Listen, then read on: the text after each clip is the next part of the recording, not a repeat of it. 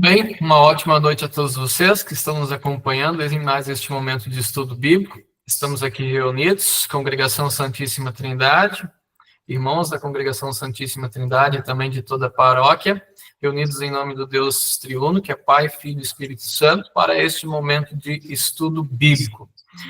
Hoje estamos iniciando mais uma série de estudos bíblicos em nossa congregação, uma série de estudos que tem como tema principal o culto e a liturgia. É um tema muito precioso para nós luteranos, enfim, para toda a cristandade, para toda a fé cristã. Tema que fala sobre o culto, sobre a adoração, e para nós luteranos confessionais é um tema muito rico, muito importante, faz parte da nossa vida diária, e entendemos que isso está, enfim, extremamente conectado com a nossa maneira de viver a vida e adorar ao nosso Deus. E bem, hoje neste primeiro estudo que nós estamos tendo, desta série, nós vamos fazer um estudo, ou ter aqui um momento de bate-papo, de uma maneira assim, vamos tentar introduzir este tema do culto e da liturgia. E talvez nesse estudo algumas coisas possam parecer óbvias para nós, algumas coisas que talvez eu vou repetir aqui para vocês, que vocês já conhecem, talvez já tiveram a oportunidade de ouvir em outros momentos, mas a finalidade e o objetivo desse estudo é meio que pavimentar o caminho para que a gente possa chegar ao cerne do que é o culto, do que é a teologia do culto e do que é a teologia da liturgia para nós. Acima de tudo, apesar de já estar pavimentando este caminho, essa conversa, provavelmente esse estudo já vai nos dar alguns indícios, algumas pistas do que é a teologia do culto, como nós luteranos entendemos, cremos, confessamos e ensinamos a respeito do que é o culto e a liturgia para nós. E bem, disse que começamos as coisas pelo começo. A introdução tem esse objetivo e essa finalidade. Mas, talvez para nos colocar assim, para nos fazer uma provocação, eu gostaria de trazer aqui de imediato, na introdução, algo que provavelmente vai tornar a aparecer lá na nossa conclusão, a conclusão desta série. Só para, enfim, trazer essa provocação nesse primeiro momento. E eu gostaria de trazer, então, aquilo que um pastor da nossa igreja escreveu a respeito do culto e da liturgia para os luteranos, da adoração, no momento em que ele traz o que poderíamos dizer como uma definição ou entendimento para os luteranos. E em seu livro, Culto Divino, a marca da igreja cristã no mundo, este pastor, Carnop, ele diz assim: para os luteranos, o centro do culto é Cristo, o Senhor. Este culto prega a vida e obra de Cristo em favor do pecador, como o único caminho para a salvação. O foco do culto luterano está em Cristo e não no humano. O culto luterano toma nossos olhos e os direciona firmemente na cruz de Jesus, onde o Senhor do universo sofreu e morreu pelos pecados do mundo. Ao mesmo tempo, o culto luterano tem a Santa Ceia como ponto culminante. Assim, os luteranos têm apenas uma perspectiva de culto, que engloba palavra, batismo e Santa Ceia. Eles são dádiva preciosa de Deus, pelos quais nos dá o perdão e a salvação. O culto luterano visa receber esses dons de Deus. O dar é resposta à ação de Deus. Nosso foco está em Deus e o foco dele está em nós. Ele fala e nós escutamos. Sendo igreja confessional, o culto é luterano quando está em harmonia com a teologia que ela confessa e em coerência com aquilo que pratica. A nossa forma litúrgica precisa ser útil para compreendermos a nossa teologia. Para os luteranos, o culto sempre supõe a ação anterior de Deus e, a partir disso, provoca a resposta do homem. Então, uma definição muito interessante a respeito do que é o culto luterano e do que é a liturgia para nós. Para, então, nos deixar aí esta provocação inicial. Obviamente, ao longo da série, nós vamos ir retomando esses pontos e esses assuntos aqui. Ok? Tranquilos? Bem, eu gostaria de trazer, então, uma pergunta para vocês. Qual é a primeira vez em que o aspecto cultico aparece no texto bíblico? Alguém de vocês arriscaria uma resposta? Qual é a primeira vez em que o aspecto cultico aparece no texto bíblico? Acho que foi lá na Caim e Abel, lá eles fizeram um altar para levar seus... Suas ofertas? É. Acho. É uma boa resposta. É uma boa resposta. Bem, a gente não podia pensar também que o povo hebreu, depois da saída do Egito, que teve todas aquelas normas que Deus orientou Moisés ali com tabernáculo, também é um início, não é não?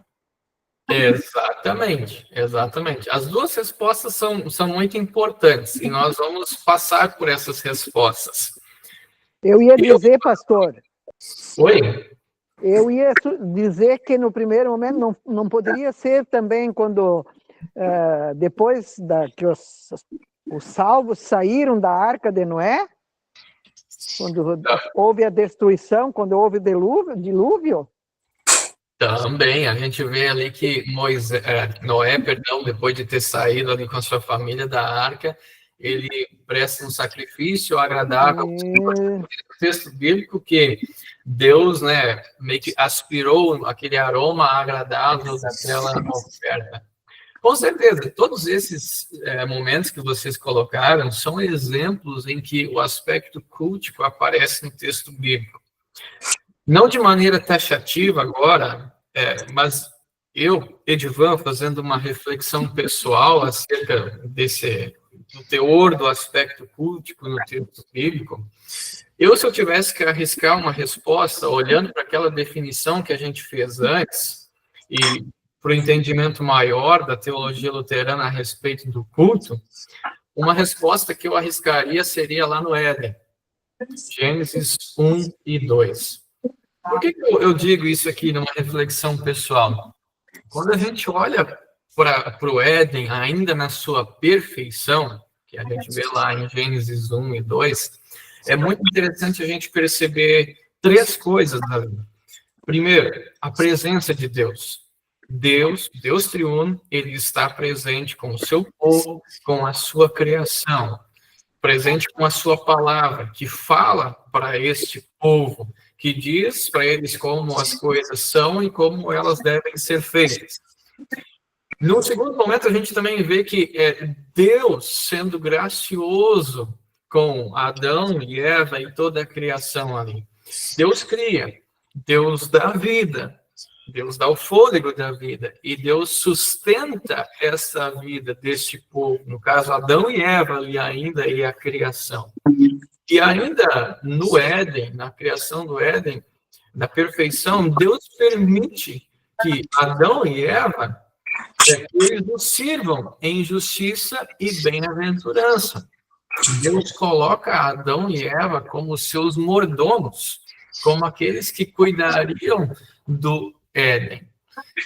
E bem, não estou dizendo que é essa a resposta, tá? Mas talvez eu pensando aqui inicialmente, seria interessante pensar como essa... Mas um incêndio prolongado Acho que tem perto. Dona Elvira, acho que é Dona Elvira. Boa noite, Dona Elvira. Boa noite. Deu errado? Isso, sem problemas, tranquilo. Bem, então é interessante quando a gente olha para o texto bíblico e percebe essas três coisas ali em Gênesis 1 e 2. Bem, mas o primeiro momento em que o aspecto cultico aparece, talvez assim como a gente o compreenda hoje, vai um pouquinho além daquela resposta que a Marte nos trouxe. De fato, a gente tem ali Gênesis, quando tem o momento da oferta, de Caim e Abel, mas o primeiro momento em que esse aspecto cultico da adoração, como talvez é mais comum para a gente hoje, aos nossos ouvidos hoje aparece, é lá em Gênesis 4, 26, quando o texto bíblico está descrevendo ou citando a descendência de Sete e Enos. E aí diz lá assim: a Sete nasceu-lhe também um filho, ao qual pôs o nome de Enos. Daí se começou a invocar o nome do Senhor. Aqui dá muito mais esse indício de que, naquele momento, ou a partir daquele momento, isso se instituiu de uma maneira um tanto mais coletiva, comunitária e pública.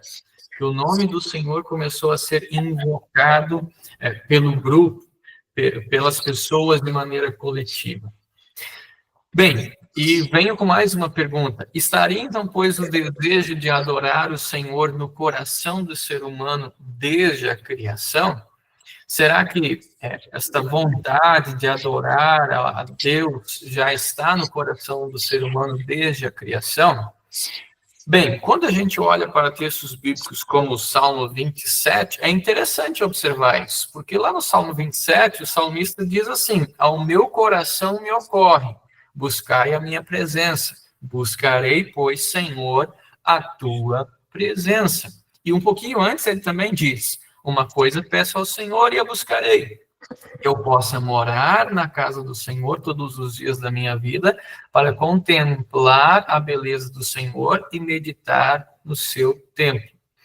Se a gente conecta isso com Gênesis, lá no início, a gente percebe que, sim, Deus colocou no coração do ser humano este desejo de estar na presença do Senhor, de invocar o nome do Senhor, de buscar a presença do Senhor, de estar em contato com o Senhor, de adorar o Senhor.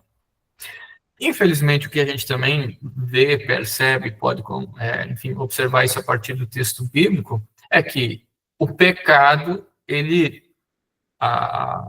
causa sua influência também nisto, também neste desejo e vontade de buscar a presença do Senhor. O pecado também corrompe ou inibe esse desejo. Martinho Lutero mesmo dizia que o pecado, ele cria em nós um desejo de se afastar de Deus. O pecado quer fazer exatamente o contrário. O pecado quer nos levar para longe de Deus. O pecado, ele é uma oposição a Deus e à vontade de Deus para a nossa vida. Tanto que, então, esta vontade de buscar a presença do Senhor, ela, no melhor dos casos, a gente poderia dizer, esta vontade ou este conhecimento, ele fica manchado, como assim a gente já viu falar-se sobre o pecado em outros contextos. E na teologia luterana, e a gente vai observar isso a partir da doutrina do pecado original, a gente vê que, de fato, ninguém, por vontade própria, vai querer buscar ao Senhor. Ninguém vai querer ir à presença do Senhor, tem força ou capacidade, como diz Martinho Lutero na explicação lá do Catecismo Menor, que por vontade própria, por força própria, ou razão própria, vai querer ir ao seu Senhor. Mas tudo parte de uma iniciativa de Deus em ter que buscar para si, em retornar para si a sua criação, o ser humano. E nós todos estamos envolvidos nisso. E bem, a gente percebe isso, essas influências, e mais do que influências, mas as consequências do pecado na vida do ser humano. De modo que, hoje, muitos concordam, apesar de não crerem no Deus triuno, no Deus verdadeiro, muitas pessoas concordam que existe uma divindade, existe uma certa aceitação que, sim, temos um ser divino, iluminado, que pode ter influência ou pode ter criado as coisas. O próprio ser humano, nessa busca pelo divino, confunde, talvez, onde deve buscar esse divino. Qual o lugar que ele vai buscar esse divino? Às vezes, colocando como sugestão, dentro de outros seres iluminados, dentro de outros deuses, dentro da própria natureza, às vezes. E, no pior dos casos, como um exemplo clássico de idolatria, para dentro de si mesmo. E até nos próprios cristãos, o pecado causa esse corrompimento do que é culto e adoração ao Deus verdadeiro, de modo que até os próprios cristãos são movidos, por exemplo, nos tempos atuais, claro que isso não é uma coisa que vem de agora somente, mas são movidos pela busca de querer ter uma experiência pessoal com Deus, como se a presença de Deus fosse determinada ou estivesse predeterminada somente a uma experiência pessoal que eu vou ter com Deus. E é por isso que hoje em dia, talvez, diante dos desafios e das incongruências destas vontades corrompidas pelo pecado, algumas perguntas estejam sendo feitas e as pessoas podem estar se perguntando, mas então, de fato, aonde Deus está para ser adorado? Onde ele está? Não está na minha presença? Ou quando ele está na minha presença? Qual é o verdadeiro adorador? Como adorar verdadeiramente a Deus? Como prestar verdadeiro culto a Deus? Há um jeito de adorá-lo? Há uma forma de adorá-lo? Ele nos prescreve alguma coisa? E bem, como eu já disse para vocês, esses problemas ou estas perguntas, elas já não são de hoje. O problema já é antigo. E eu cito apenas um exemplo aqui do texto bíblico até, que nos evidencia isso. Eu acredito que a imagem que está ali deve lembrar vocês dessa ocasião. É aquela ocasião lá em João, capítulo 4, quando Jesus se encontra com a mulher samaritana lá naquele poço. E ele pede para que ela lhe dê água, e tem todo aquele problema ali, judeus e samaritanos, e, enfim, mais ao final daquele enredo ali, quando eles estão falando sobre adoração, uma das coisas que a mulher samaritana, ela questiona Jesus ali, deixa eu só lembrar aqui, no texto bíblico, ela vai dizer, enfim, ela vai questionar, mas os samaritanos dizem que deve ser no Monte Gerizim a verdadeira adoração. E os judeus dizem que o local de verdadeira adoração é lá em Jerusalém. E ela meio que quer de Jesus, onde que é no final da história? Onde que Deus está para que a gente possa verdadeiramente adorá-lo? Qual que é o lugar da verdadeira adoração? E aí a gente sabe da resposta de Jesus ali. Os verdadeiros adoradores o adorarão em espírito e em verdade. Mas o que mais Jesus quer dizer naquele contexto ali? Bem, e aí lendo aqui um pouquinho para contextualizar um pouco mais, nos tempos do Novo Testamento, os judeus e seus vizinhos desafetos, os samaritanos, eles discordavam então sobre a resposta a essa questão. Qual era o lugar certo para adorar a Deus? Jerusalém ou no Monte Gerizim? Em João 4, uma mulher samaritana tentou com que Jesus se posicionasse sobre essa questão. O Antigo Testamento deu uma resposta bem clara sobre essa questão, e Jesus, a princípio, deixou claro que os judeus estavam certos.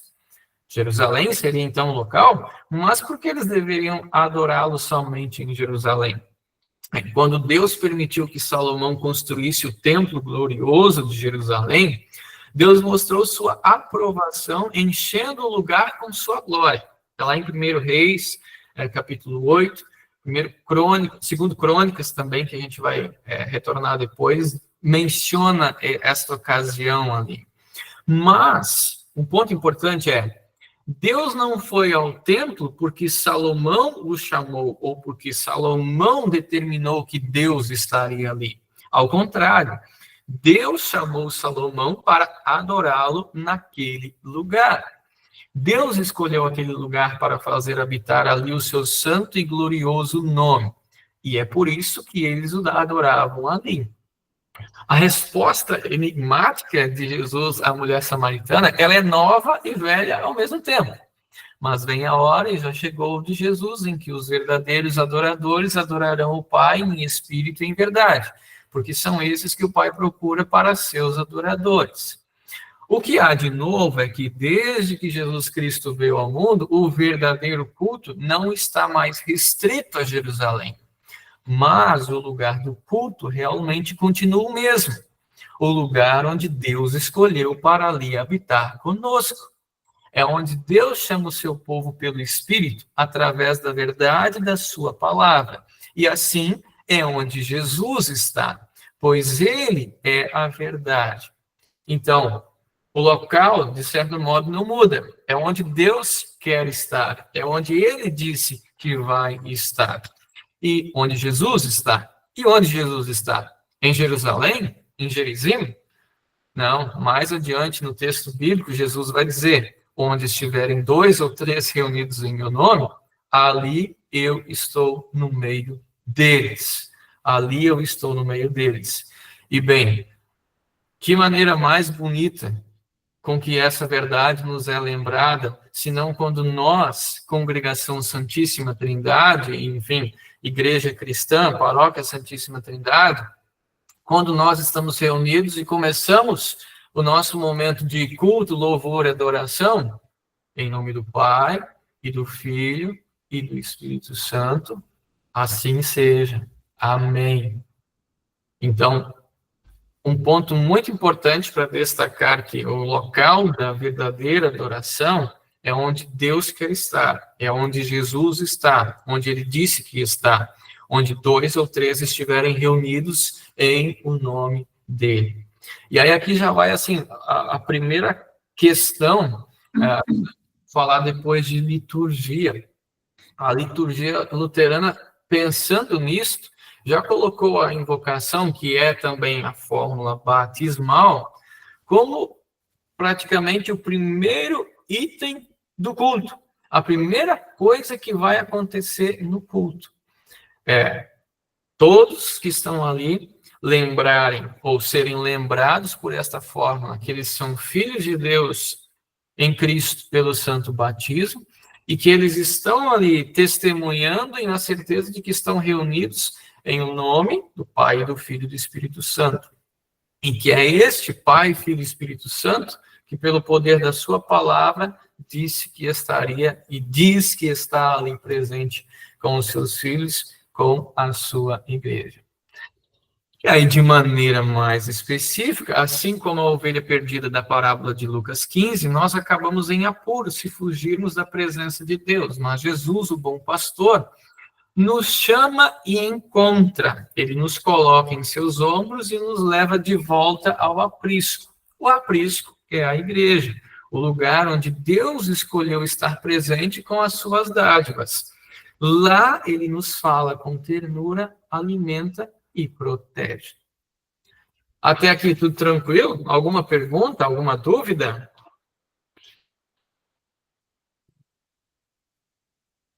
Ricardo está falando? Acho que não tá saindo aqui. Tá ouvindo agora? Agora sim. Tá, só uma pergunta que eu tenho aqui, para deixar claro, essa palavra igreja não é o templo, né? Nós vamos ver é que onde 2 ou 3 estiverem reunidos, né? Num primeiro momento, é importante entender que esses 2 ou 3 é a igreja no sentido de serem aqueles que creem em Cristo Jesus, a Santa Igreja Cristã. Agora, já aproveitando a tua pergunta, a gente também pode abordar isso um pouquinho no ponto de vista local, ou falar do templo físico. E por que neste local ou na igreja? Bem, aqui é aquele contexto que eu mencionei para vocês, em que Salomão está fazendo ali a inauguração, poderíamos assim dizer, do grande templo de Salomão, segundo Crônicas, capítulo 6. E até, inclusive, eu dou a dica, leia aquele texto bíblico. Salomão faz ali uma oração muito significativa na inauguração daquele grande templo. E aí, ali, naquele contexto, Salomão, ele disse: mas, de fato, habitaria Deus com os homens na terra? Eis que os céus e até o céu dos céus não te podem conter, quanto menos esta casa que eu edifiquei. Atenta, pois, para a oração de teu servo e para a sua súplica ao Senhor, meu Deus, para ouvires o clamor e a oração que faz o teu servo diante de ti, para que os teus olhos estejam abertos dia e noite sobre esta casa, sobre este lugar, do qual disseste que o teu nome estaria ali, para ouvires a oração que o teu servo fizer neste lugar. Então, esse é o momento da dedicação do templo, do espaço físico, para ser um local onde seria ali, então, consagrado ao Senhor, lugar de habitação do Senhor, para que ali o povo se encontrasse para receber as dádivas do Senhor. E bem, o que a gente precisa destacar sobre isso? Lugares bonitos e aprazíveis podem mover nossos corações à adoração, mas o que faz a Igreja Santa é a palavra que anuncia e traz a presença de Deus. Como um sobrenome de uma família, a invocação ao Deus Triuno cria uma casa para os filhos e filhas de Deus. A Santa Palavra de Deus, anunciada nas leituras e proclamada no sermão, fazem da igreja um lugar santo. Jesus também preside a mesa, como ele mesmo fez quando instituiu a Santa Ceia, conduzindo o momento sublime da refeição sagrada com sua família na sua casa. Este mesmo nome trinitário nos fez santos quando foi invocado sobre nós no nosso batismo. No nosso batismo, o nosso Deus nos fez santos. Então, quando nos referimos à igreja como Santa Igreja Cristã, estamos falando da reunião de todos aqueles que foram alcançados pela graça salvadora do nosso Deus em Cristo e foram tornados sua família, seu povo, sua igreja. Não é possível ser santo e ficar isolado. O nosso Deus nos reúne como sua igreja, a comunhão de todos os que ouvem a palavra de Deus e recebem os santos sacramentos. As nossas confissões, inclusive, definem a igreja como as ovelhas que juntas ouvem a voz do bom pastor Jesus. Assim, a construção é importante, é a casa do Senhor, e a igreja é o povo do Senhor. Ambos estão juntos, porque o povo de Deus precisa de um lugar para se reunir, para ouvir a palavra de Deus. E assim, a verdadeira fé, portanto, não rejeita ou acha cômodo abrir mão deste nome, desta comunhão e, inclusive, deste lugar, do templo físico, onde Deus nos serve graciosamente. Porque, sim, ali o Deus triuno está presente com as suas dádivas, com a sua palavra e sacramentos, para perdão e salvação. E, de maneira muito especial, esses lugares são consagrados, o templo é consagrado ao Senhor, para que ali, então, as suas dádivas sejam alcançadas para a sua igreja e para todos aqueles que ali se fizerem presentes. E aí, quando a gente olha lá para o texto bíblico de Crônicas ainda, pós aquele momento de consagração, pós o templo ser enchido com uma fumaça, que era a glória do Senhor, de tal modo que ninguém conseguiu nem ficar mais lá dentro, os sacerdotes nem conseguiram mais ficar dentro do templo, porque Deus se mostrou presente. À noite, o Senhor apareceu a Salomão e lhe disse: ouvi a sua oração e escolhi para mim este lugar para a casa do sacrifício. Então, a gente vê que as duas coisas estão presentes. As duas coisas estão presentes. O povo de Deus é reunido por este Deus na casa de Deus, onde Deus ali escolheu também abastecer, nutrir e apacentar este povo com a sua palavra e os seus sacramentos. E aí talvez alguém diga: pastor, mas se uma igreja não tem templo físico? Obviamente que o não existir ali naquele momento templo físico não quer dizer que não existe ali uma santa igreja cristã. Eu lembro das minhas experiências de estágio, onde dos 5 lugares, ou dos 6 lugares que a gente atendia, 5 lugares não tinham templo. a gente fazia os nossos cultos, ou na casa das pessoas, ou em escolas, ou até no relento, debaixo de alguma árvore, alguma coisa nesse sentido. Mas a Santa Igreja Cristã estava ali. Por que a Santa Igreja Cristã estava ali? Porque ali tinha uma comunhão de batizados, porque ali a palavra de Deus estava sendo anunciada, porque mesmo que fôssemos 2 ou 3, estávamos ali reunidos em nome de Cristo, porque ali Deus vinha com a sua palavra e o seu sacramento, a Santa Ceia, para nos abastecer e nos alimentar. Esses pontos até aqui eu menciono, e principalmente eu faço um destaque a isso daqui, são coisas que talvez são conhecidas para nós, um tanto óbvias para nós. Mas um ponto importante que eu estou querendo mostrar para todos vocês até aqui é o quê? Quando a gente olha para o texto bíblico, Antigo e Novo Testamento, a gente vê Deus trazendo o seu povo para si, trazendo o seu povo para o culto que acontece que acontece com a comunhão dos santos e que também acontece num lugar específico. Então, nos tempos atuais, às vezes, tem crescido muito essa máxima e essa premissa de que é possível ter fé e se isolar da cristandade, se isolar da Santa Igreja Cristã. Ora, quando a gente olha para o texto bíblico, a gente vê que todas as vezes o movimento que Deus está fazendo é pegar os seus e reuni-los. Pegar os seus e reuni-los.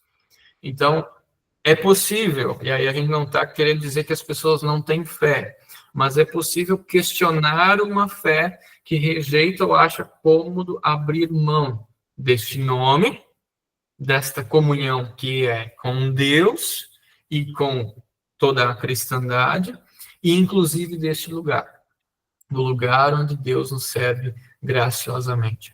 A fé cristã, ela nos conduz, o Espírito de Deus que habita em nós desde o batismo, ele nos conduz a isso.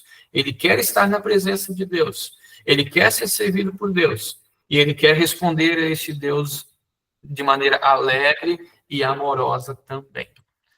Até aqui, algumas dúvidas, perguntas, comentários? Deixa eu dar uma olhadinha para a caixa de texto aqui, se temos perguntas. Até no momento não temos perguntas. Alguém? Pastor Márcio, quer fazer algum comentário também? Tudo certo? Boa noite, pessoal.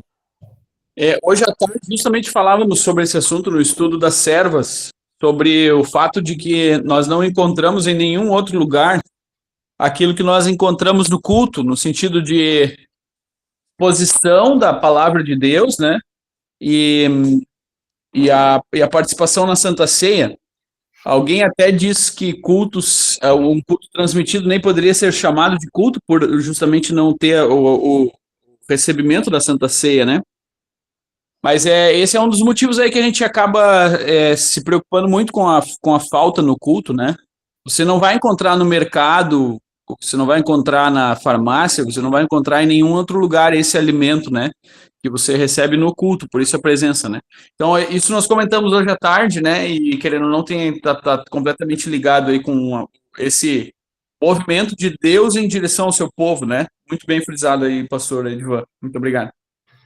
Isso. E aí, seguindo, então, nessa toada e na pavimentação desse caminho, nós tivemos hoje em algumas respostas o exemplo da saída do povo do Egito. E aquele, sim, de fato, como foi dito, é um momento em que a coisa se apresenta de uma maneira muito clara para nós. Quando a gente olha para aquela saída do povo de Deus do Egito, a gente vê que ali há um momento muito específico em que esse assunto do culto é tratado. Quando a gente olha, aí eu coloquei a ilustração do tabernáculo, instrução do próprio Deus. Deus deu as medidas, o tamanho. Quando a gente olha para aquela circunstância ali, Deus está instruindo o seu povo quanto ao culto de novo. Deus está instruindo o seu povo quanto à adoração, e de maneiras extremamente significativas. ele delimita qual que é a verdadeira adoração, como é que essa verdadeira adoração ocorre, e dá, inclusive, dicas práticas para a adoração. E aí, mais do que as dicas práticas, ele instrui como construir o tabernáculo, a posição do tabernáculo, que deveria ficar no centro do acampamento. E o tabernáculo, todas as vezes que fosse, enfim, que o povo fosse se movimentar de um lugar para outro, quando fosse desmontado o tabernáculo e fosse novamente montado, sempre no centro do acampamento. Deus quer estar no centro da vida do seu povo. Isso é muito significativo. E aí ele dá, enfim, quando a gente olha para aquele texto bíblico, tem as instruções para os sacerdotes, para os levitas, ali naquele contexto, várias diretrizes do culto e da adoração. E bem, quando a gente então olha para algumas destas questões, quando a gente vai observar qual que é a verdadeira adoração, uma das primeiras coisas, ou uma das coisas que Deus está querendo deixar claro lá, que ele vê que o povo dele ficou por muito tempo dentro de um contexto com outros ídolos, com outros deuses, e que, de acordo com que esse povo ia se aproximando da terra prometida, esse povo de Deus também ia tendo contato com outros povos que tinham outros deuses. E aí, de cara, uma das coisas que ele precisa lembrar para esse povo, ele diz em determinado momento: destruam por completo todos os lugares onde as nações que vocês irão expulsar serviram os seus deuses, sobre as altas montanhas, sobre as colinas e debaixo de toda a árvore frondosa.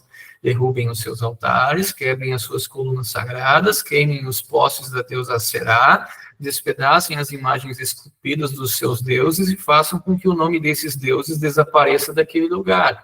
Não é assim que vocês devem adorar o Senhor, seu Deus.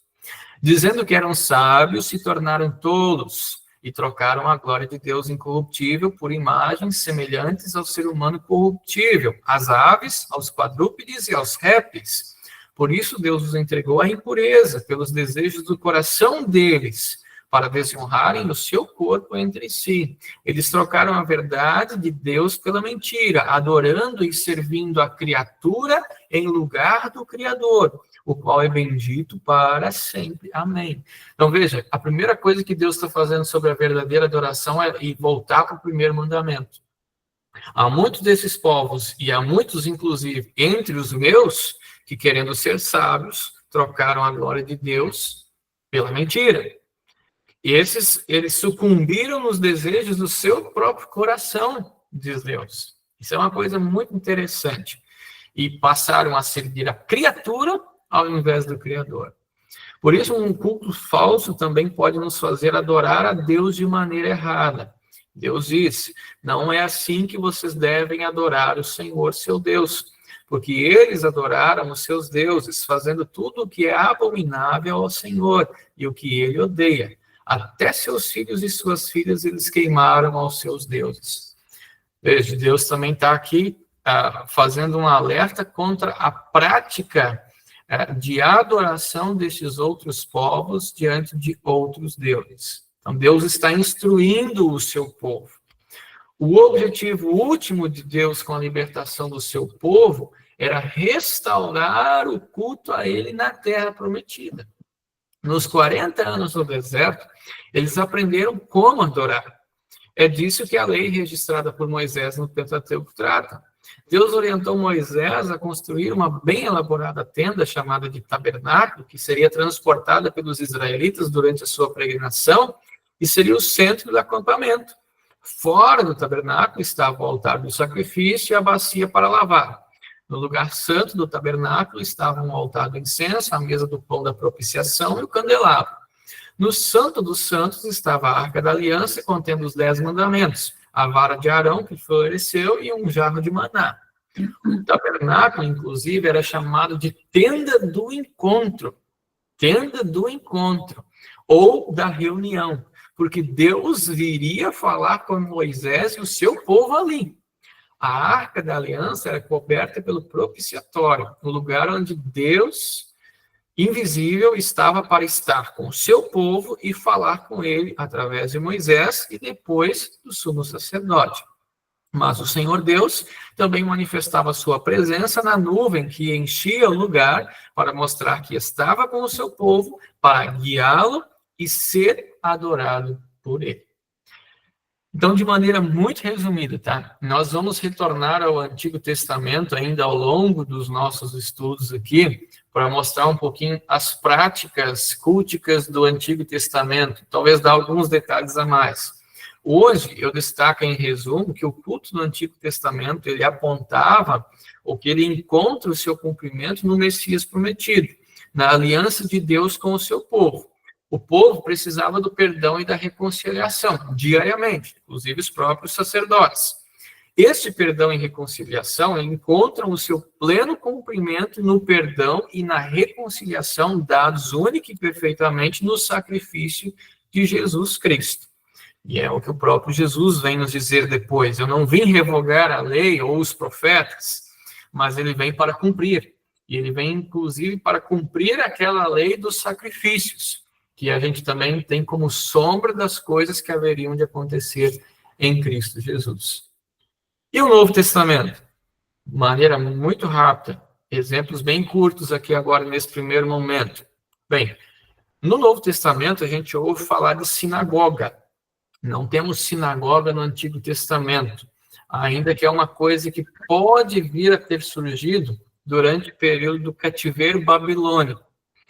Mas vejam só que coisa interessante. A primeira vez no Novo Testamento que a palavra sinagoga aparece, o contexto da sinagoga, que é o lugar de adoração no Novo Testamento, que aparece, é exatamente quando o texto bíblico menciona Jesus indo na sinagoga e, inclusive, sendo reconhecido como um mestre, ele vai, sobe ao local determinado e faz a leitura das Escrituras Sagradas. O culto na sinagoga tinha esse momento de leitura dos Salmos, o canto dos Salmos, leitura do Antigo Testamento e o ensino que era dado por um mestre da lei. Jesus, naquele momento, ele lê o texto bíblico. E, inclusive, Lucas 4 ali nos mostra que Jesus lê um texto bíblico de Isaías, que, na verdade, apontava para o próprio Jesus Cristo. E ele, inclusive, diz naquele momento, eis que o tempo se cumpriu. Eis que o tempo se cumpriu. É o tempo de Deus. Esse Messias prometido, o tempo se cumpriu, né? Jesus não diz, sou eu de cara, mas toda a frase dele quer dizer isso, o Messias está aqui. E, além disso, apesar de toda a corrupção humana, toda a corrupção, toda a maneira com que o povo de Deus naquele tempo também tornou corruptível o lugar da adoração, inclusive o templo em Jerusalém, Jesus não deixa de tratar aquele lugar como um lugar especial.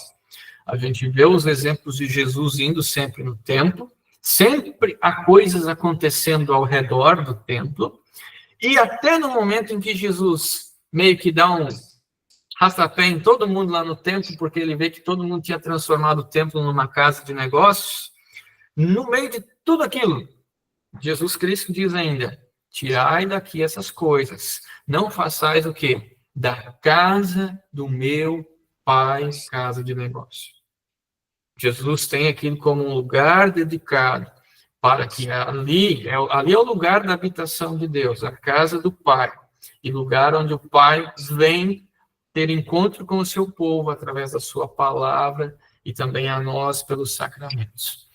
Além disso, se a gente olha rapidamente assim para exemplos de Jesus, a gente vê que Jesus ensina e ora, ele mostra a importância de estar na casa do Pai, ele mostra que estar com o Pai, estar na presença do Pai, é estar em verdadeiro descanso.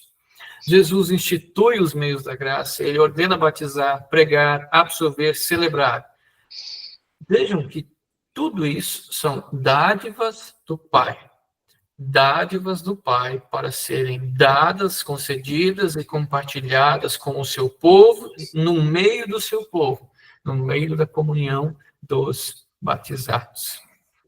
Ao mesmo tempo, então, a história bíblica do culto vem do Antigo Testamento para o Novo. de Jesus ensinando os apóstolos para a igreja de todos os tempos. Mas isso não termina aqui na Terra. No Apocalipse, inclusive, podemos ver como ela acontece também nos céus.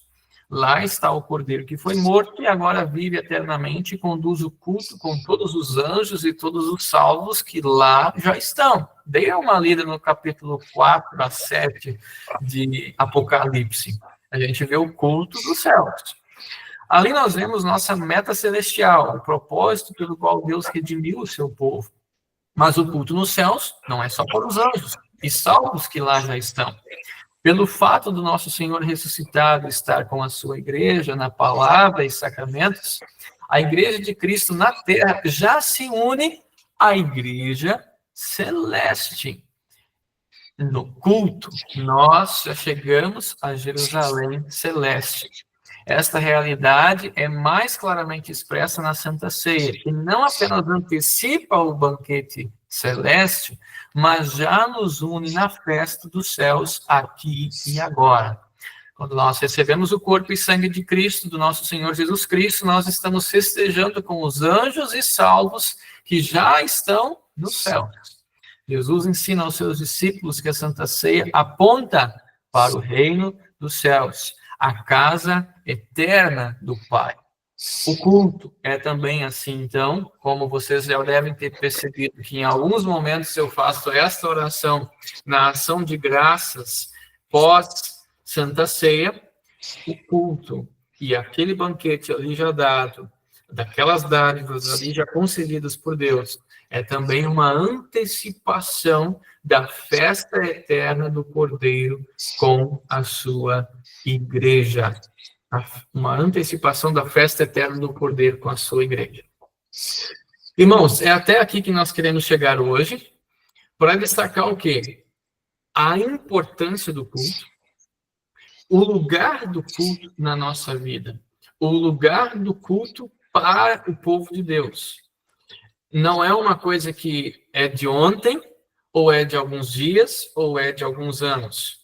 Rapidamente a gente passou pela história bíblica de Gênesis até Apocalipse para mostrar que o culto faz parte da vida do povo de Deus e que de maneira muito especial o culto é uma grande amostra do cuidado e do servir de Deus para o seu povo, de Deus concedendo as suas dádivas para o seu povo. E é por isso que o culto ele acontece com a congregação dos santos reunida em um local reunido, determinado também e consagrado a isto, mas que isto vai além deste local e daquele momento. É para a vida toda e para a eternidade também. E aí, para finalizar, o que é então o culto? Bem, a pergunta vai ficar no ar, que no estudo da semana que vem, nós queremos então entrar de uma maneira um pouco mais específica nesses detalhes do que é então de fato culto. Culto luterano, o que nós entendemos pelo culto, assim como nós o praticamos, nas nossas partes do culto ali, como é que a gente entende toda essa teologia do culto, tudo isso que a gente viu hoje acontecendo nos nossos cultos dominicais ali de toda a semana. Até aqui, perguntas, dúvidas, comentários?